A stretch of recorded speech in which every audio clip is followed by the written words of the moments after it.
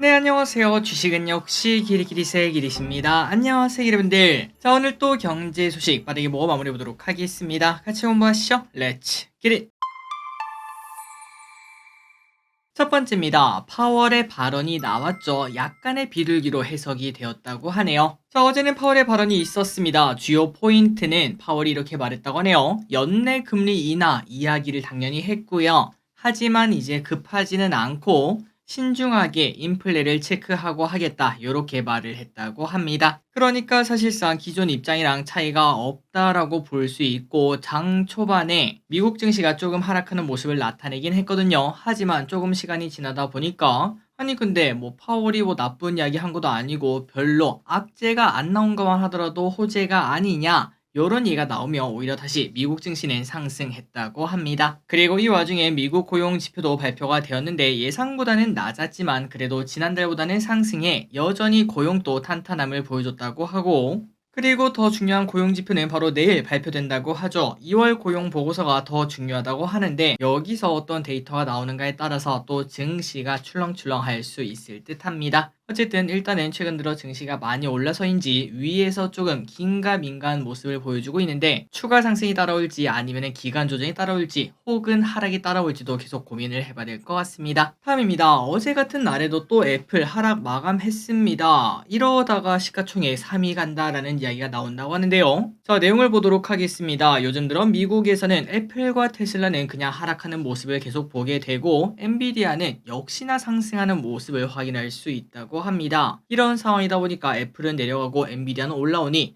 결국은 애플이 시총 2위까지 떨어진 것도 굴욕인데 3위까지 갈 수 있다는 이야기가 나온다고 하네요. 자, 그렇다면 지금 현재 시가총액이 얼마인가? 현재 애플의 시가총액은 한때 3조 달러를 넘기기도 했었지만 지금은 2.6조 달러로 하락을 했고요. 그 반면 엔비디아는 2.2조 달러까지 어느덧 올라와 이러다가 진짜 만날 수 있다라는 얘기가 나오고 있습니다. 그리고 이 와중에 애플의 전망은 지속적으로 나쁘게 나오고 있고요. 엔비디아는 매도 리포트 하나 없이 전부 다 1000달러 간다 이런 얘기를 하지 않겠습니까? 그러다 보니까 빠르면 3월에 만날 수도 있다라는 얘기도 나온다고 하네요. 어떤 식으로 흘러갈지 엔비디아는 진짜로 1000달러 찍을지 보도록 하겠습니다. 다음입니다. 증시 폭락 가능성. 최근 들어 증시가 많이 오르긴 했나 봅니다. 여러 전문가들이 튀어나오며 폭락이다를 외치고 있는데요. 이번에는 차트 분석 달인이라고 불리는 밀턴 버그 CEO가 경고했다고 합니다. 그리고 경고가 좀 살벌하긴 합니다. 최대 S&P 500이 60%까지 폭락할 수 있다고 강한 어조를 보였다고 하며 그 이유는 바로 경기 침체겠죠. 경기 침체 가능성이 높고 시장 투기가 위험한 수준까지 지금 올라왔다고 합니다. 자, 계속 나오는 이야기죠. 지금 미국은 1929년 대공황, 2000년 닷컴 버블이랑 비슷한 상황이라고 하는데 마침 또 곧 5월이 다가오고 있죠. 세린 메이 그 단어가 우리에게 또 공포를 심어줄지 관심 있게 보도록 하겠습니다.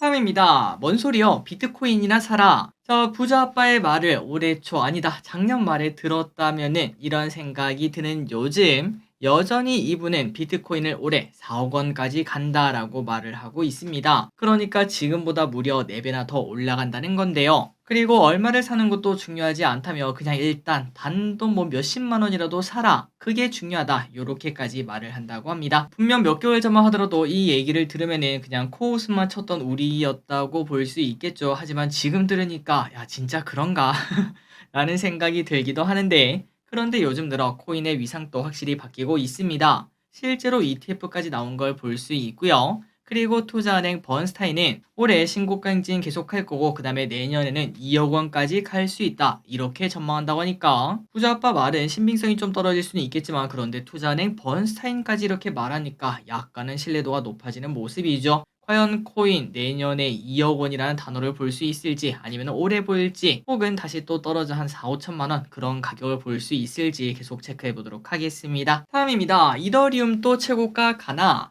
비트코인과 함께 이더리움 또 쭉쭉 올라가고 있는 중인데요. 어느새 이더리움 가격도 530만 원을 돌파를 했습니다. 참고로 이더리움은 2021년 11월 그때 590만 원이라는 최고가를 기록한 적이 있는데 이 기세를 빌려 최고가를 경신하는 거 아니냐 이런 얘기가 나온다고 하네요. 그 근거는 당연히 비트코인이겠죠. 비트코인이 정고점 갱신했는데 내가 왜 못하냐 라는 얘기를 할 수 있고, 게다가 비트코인이 현물 ETF가 나왔는데 이더리움도 충분히 나올 수 있다는 가능성이 있기 때문에 이더리움도 곧 590만원 찍을 것 이런 예상이 나온다고 합니다. 참고로 이더리움의 현물 ETF 심사는 5월 23일에 결정된다고 하니까 그 전에 또 난리가 나겠네요. 다음입니다. 오늘 상장 공모주가 있죠. KNR 시스템 나이스. 오늘 상장한 KNR 시스템이 좋은 모습을 나타냈습니다. 공모가가 13,500원인데 시초가가 무려 37,000원에서 출발. 시작과 동시에 2만원이 넘는 수익을 거둘 수 있었죠. 참고로 이 기업은 유암 로봇 시스템을 제조 및 판매하는 기업이라고 하는데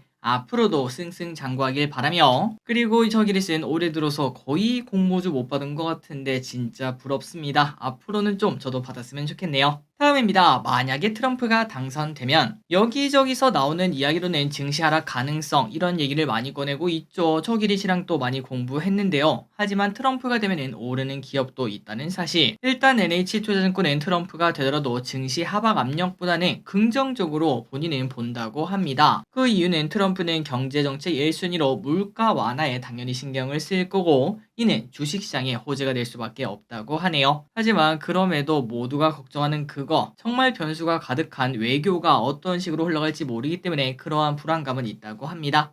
그나저나 우리나라 주시장에는 어떤 기업이 호재인가 봤더니 반도체, IT, 인터넷, 헬스케어, 기계 이러한 친구들이 좋을 수 있다고 합니다. 그 근거가 뭔가 봤더니 바로 트럼프가 과거에 대통령을 한 바 있었죠. 그 시절에 좋았던 친구들을 보면 힌트가 될 수 있다고 하네요. 그게 바로 반도체부터 헬스케어, 기계까지라고 합니다. 다만 이 와중에 모두가 또 예상하는 대로 신재생 관련은 관련 정책이 나올 수가 없기 때문에 여전히 좋지 않을 것으로 본다고 합니다. 다음입니다. 중국 서프라이즈 수출. 중국에서 좋은 소식이 들려옵니다. 올해 1월에서 2월 예상을 대폭 웃도는 수출을 보여줬다고 하는데요. 전년비 7.1%나 증가했다고 하며, 이는 전월치 2.3%와 전망치 1.9%를 그냥 웃도는 수치가 나왔다고 합니다. 그래서 이제 중국이 확실히 일어나고 있구나라는 얘기를 해볼 수 있는데, 다만 이러한 얘기가 나왔지만 중국 증시에는 큰 반응은 없었다고 하네요. 다음입니다. 중국에서 다소 충격적인 저출산 대책들이 쏟아지고 있습니다. 물론 아직까지 확정은 아니지만 이러한 얘기가 나오고 있다는 거 체크해보도록 할게요. 어떤 게 있는가? 일단은 현행 12년의 의무 교육을 9년으로 단축하자는 이야기가 나왔다고 합니다. 초등학교, 중학교, 고등학교 이제 1년씩 빼서 그냥 9년으로 단축해서 빠르게 대학교 진학시킨 다음에 거기서 나오면은 말 그대로 사람들이 사회에 3년 빨리 나오지 않겠습니까?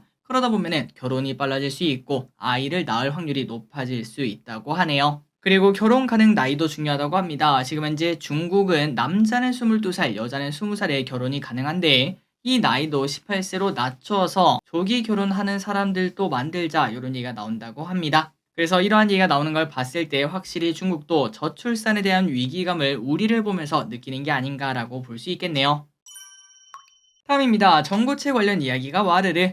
오늘 삼성 SDI가 매우 뜨거운 모습을 보여줍니다. 전고체 시장을 빠르게 개척하고 있으며 27년에는 양산까지 한다는 이야기가 나왔죠. 또한 46파이 원통형 배터리를 양산한다는 이야기가 나오자 오늘 급등하는 모습 보여주고 있습니다. 왼쪽에 보다시피 겉토양이 터졌기 때문에 조금 더 관심 있게 봐야 될 것 같고, 그리고 LG엔솔도 2030년에 전고체를 양산한다고 이야기를 꺼냈고, 리튬 황전지는 2027년에 양산하겠다 이러한 목표까지 꺼냈다고 하네요. 2차 전지에 따뜻함이 돌기를 진심으로 바랍니다. 다음입니다. 신고가 신나는 노래. 방산주들이 최근 신고가를 기록하며 좋은 모습을 보여주고 있습니다. 노랭이 우리가 정리하면 맨날 나오는 게 요즘 방산주죠. 그렇다면 이렇게 급등한 이유가 뭔가? 우리가 지난번에 봤던 그것 때문입니다. 수은법 개정안. 이게 통과하면서 수주 확대 기대감이 나오며 방산주 주가도 불꽃을 빵빵 터뜨리고 있다는 소식. 그리고 오늘은 풍산이 방산주 강세와 더불어 구리 가격 반등 기대감으로 상승하는 모습이 나왔습니다. 참고로 풍산은 탄약 등을 생산하는 기업입니다. 길어지는 전쟁으로 포탄이 부족한 상황이다 보니까 당연히 풍산의 매출은 증가할 수밖에 없겠죠. 이 와중에 풍산의 증설이 현재 진행 중인데 이게 완료가 되면은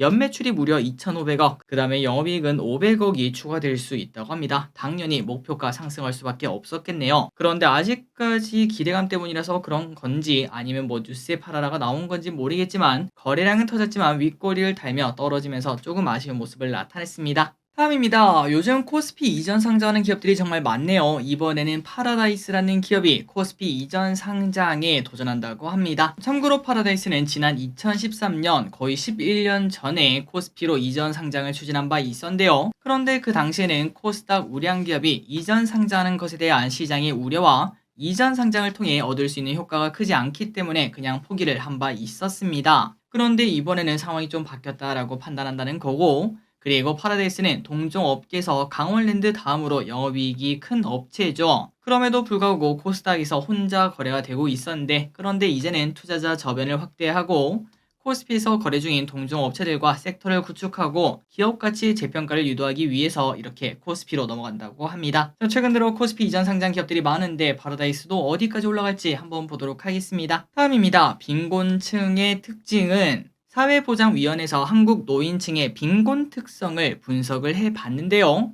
여기에 따르면 65세 이상 노인 인구 중위소득 50% 이하라면 노인 빈곤에 해당한다고 합니다. 그리고 그 중에서 여성이 60%, 남성이 40%, 여성 빈곤층이 남성보다 조금 더 많았다고 하네요. 그렇다면 빈곤 노인들의 연평균 가처득 소분이 얼마인가 봤더니 804만 원으로 빈곤하지 않은 노인들보다 약 1000만 원이나 적었다고 합니다. 그러니까 빈곤의 정도도 조금 강하다라고 볼 수 있고요. 그리고 이 부분은 어쩔 수 없다라고 볼 수 있겠지만 어쨌든 빈곤한 노인은 도시보다 농어촌에 몰려 살고 있는 모습이 확인되었다고 합니다. 게다가 지역 규모가 작으면 작을수록, 그러니까 조금 더 안쪽으로 들어가면 들어갈수록 빈곤율이 더욱더 높아졌기 때문에 사각지대가 발생할 수밖에 없다고 하네요. 다음입니다. 단통법 시행령 개정안 의결. 자, 이제 우리가 스마트폰을 살 때 더 싸게 살 수 있을 듯 합니다. 단통법 시행령에서 통신 서비스 가입 유형에 따라 지원금을 차등적으로 지급할 수 있도록 예외 기준이 신설되었다는 소식. 그래서 이 개정안으로 이용자는 이통사 변경 시 부담하는 비용과 사업자의 기대 수익을 고려해 고시 기준에 따라 지원금을 받을 수 있다고 합니다. 그래서 이번 개정을 통해 마케팅의 자율성이 높아지고 서비스 경쟁이 높아지니까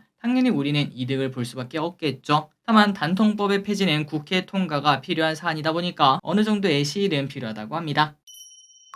다음입니다. 통신업계 1위 바뀔까? 그동안 통신업계 부동의 1위로 꼽히던 SK텔레콤이 점유율 40%대에서 턱걸이를 했다고 합니다. 심지어 LG U+는 0.2% 차이로 KT를 앞서 2등을 차지하며 항상 우리는 KT가 2등이다라는 생각을 하지 않았겠습니까? 그런데 이제 2, 3위가 바뀌었다고 하네요. 참고로 SK텔레콤은 15년, 거의 10년 전에는 50%대의 점유율을 넘기며 부동의 1위를 지켜오는 듯 했으나 그런데 작년에는 40%마저 간당간당한 모습을 보이며 이 친구도 계속 하락하는 모습을 나타내고 있습니다. 그리고 그 중심에는 바로 알뜰폰이 있었겠죠. 그렇다면 KT와 LG는 어떤가? 당연히 3대3이겠죠. 그래서 4대 3대 3으로 이제는 압도적인 1등이라고 말을 해볼 수가 없다고 하네요. 그래서 이런 상황이다 보니까 방금 전에 봤다시피 경쟁이 치열해질 수밖에 없습니다. 우리 스마트폰 더 싸게 살 수 있을 듯 합니다. 다만 통신주의 실적은 나빠지겠죠. 다음 소식입니다. 소렌토 여전히 인기가 가득. 소렌토의 인기가 그치지 않는다고 합니다. 작년에 페이스리프트가 나왔는데 올해까지도 전체 승용차 판매 1위를 찍고 있다는 소식. 당연히 산타페는 뒤에서 울고 있다고 하네요. 그렇다면 소렌토의 인기 비결이 뭘까요? 저는 1등은 기아의 로고, 현대랑 기아의 로고 차이가 좀 심하다고 저는 생각합니다. 그리고 2등은 외관 디자인이라고 볼 수 있는데, 그리고 실제로 사람들에게 물어봐도 호불호 없는 외관 디자인이, 산타페는 호불호가 있는데 소렌토는 호불호가 없이 깨끗하고 이쁘다, 이러한 디자인 때문에 많은 사람들이 선택한다고 합니다. 그래서 소렌토는 작년에 그랜저마저 이기는 모습을 나타냈는데 올해도 그랜저보다 2배 넘게 잘 팔리는 모습 보여준다고 합니다. 자, 오늘의 공부 여기까지 끝났습니다. 항상 이렇게 같이 공부해서 진심으로 감사합니다. 오늘 저녁 미국 증시 좋고 내일 또 우리나라가 뜨겁길 진심으로 바랍니다. 지금까지 기리셨습니다. 빠이요.